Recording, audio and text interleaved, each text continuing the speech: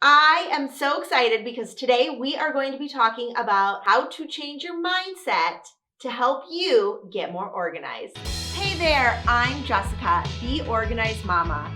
I'm a family organizing expert that helps you with using tips, tricks, and tutorials the entire family can do.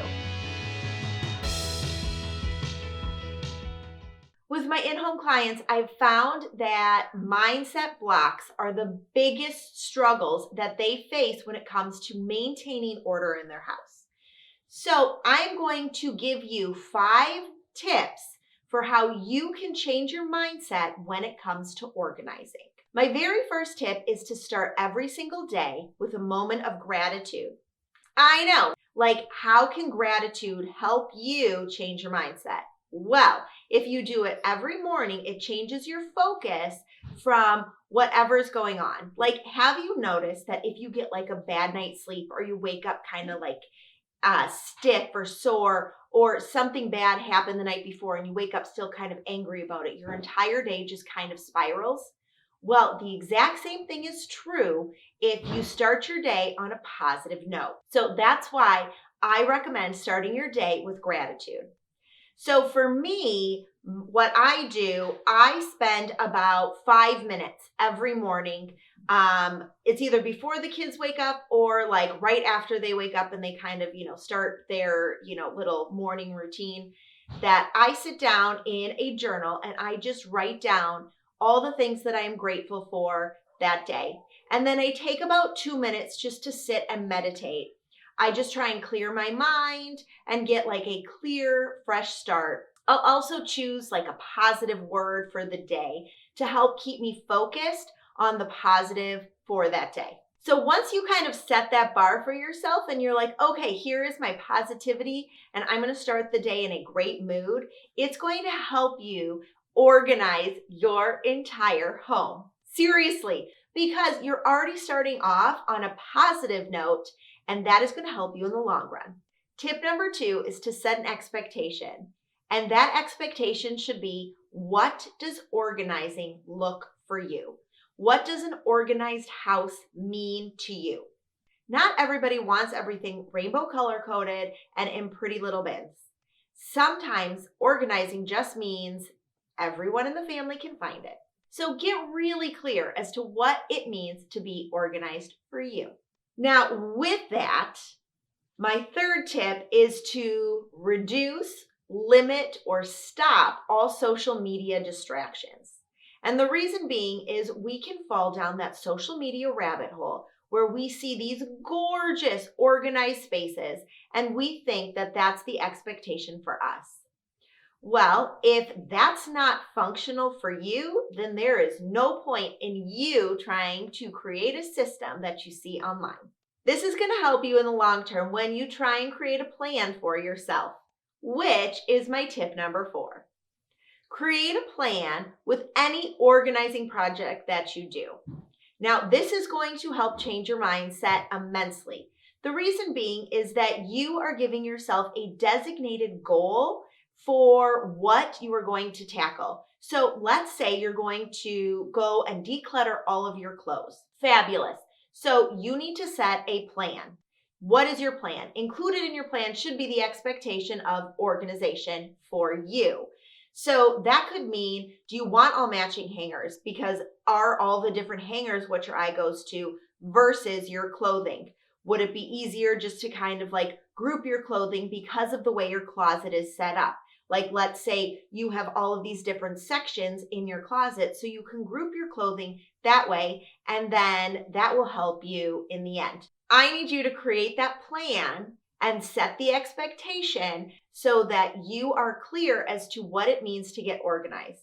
By doing this, you are taking a lot of that stress off of you. That is a huge piece of the organizing mindset puzzle. Now, included in your plan, you should have a set time for how long you're going to be completing a task. And you also need to have a set time for when this project will be done. By giving yourself goals and end dates, you are already changing your mindset on organization. My 5th tip has to do with decision fatigue.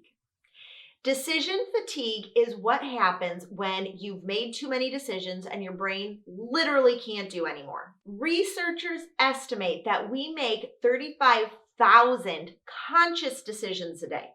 Seriously, because we make so many conscious decisions, which could be why when you start an organizing project, you get so overwhelmed that your mindset takes over and saying, this is too much, I can't do it.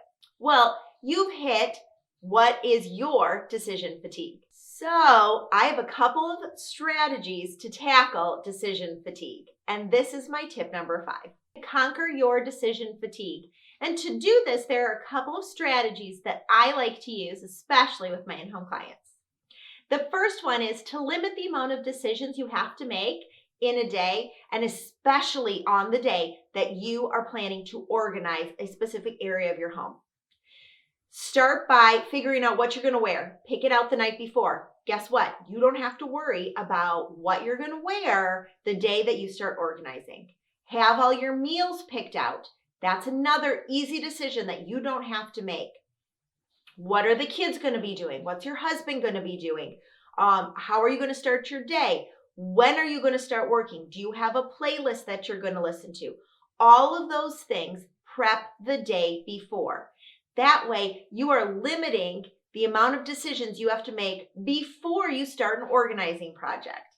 Then I usually recommend doing an organizing project in the morning because this takes a lot of brain power. If you try and do it in the afternoon, you might feel that fatigue setting in. And when that happens, then you aren't going to feel as confident about your decisions and what you're going to keep and what you're going to get rid of. Now, this one is kind of like one of those cycles, okay? So an easy way to limit your decision fatigue is to have less stuff. But in order to have less stuff, you have to declutter. So it's one of those circles that once you get started, it will make life easier and your decision making as to where items will go will be reduced. But initially, come up with your plan, set a timer, get yourself situated the day before so that when you actually are organizing or tackling a spot that has a lot of clutter, that you aren't using up all of your decision making on what you're going to eat or what you're going to wear that day.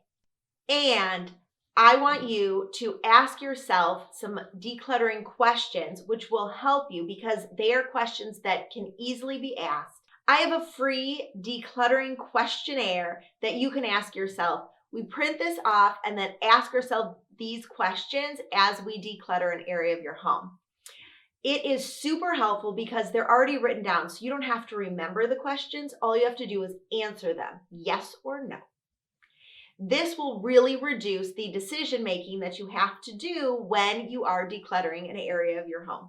So I want you to grab a journal or a gratitude notebook or something along those lines. And I want you to start doing your daily gratitude now.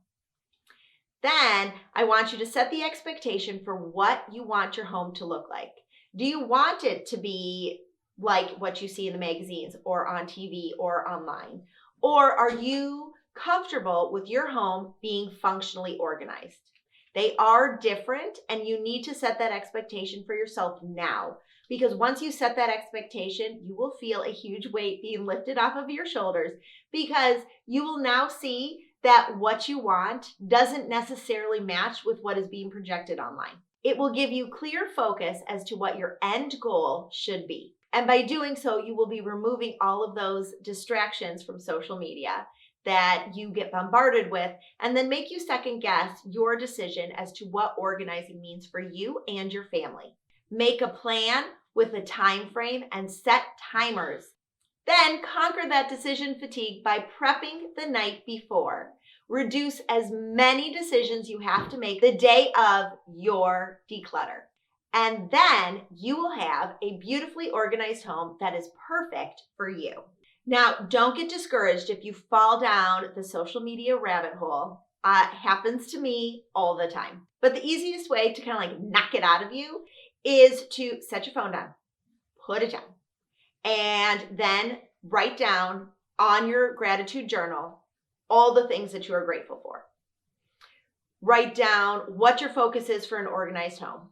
Write down all of the things that are going well for you right now. It is the best way for you to just kind of like knock that comparison out of your head, because that's basically what this all comes down to. You feel, as humans, I do it all the time, okay? So do not feel bad about this, because I do it all the time. And you get down on yourself, but it's an easy reminder when you start writing it down. And then go back and look at what you wrote before, and you're like, oh yeah.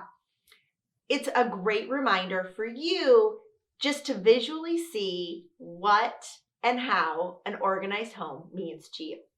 Love what you see? Don't forget to subscribe. New videos every Wednesday.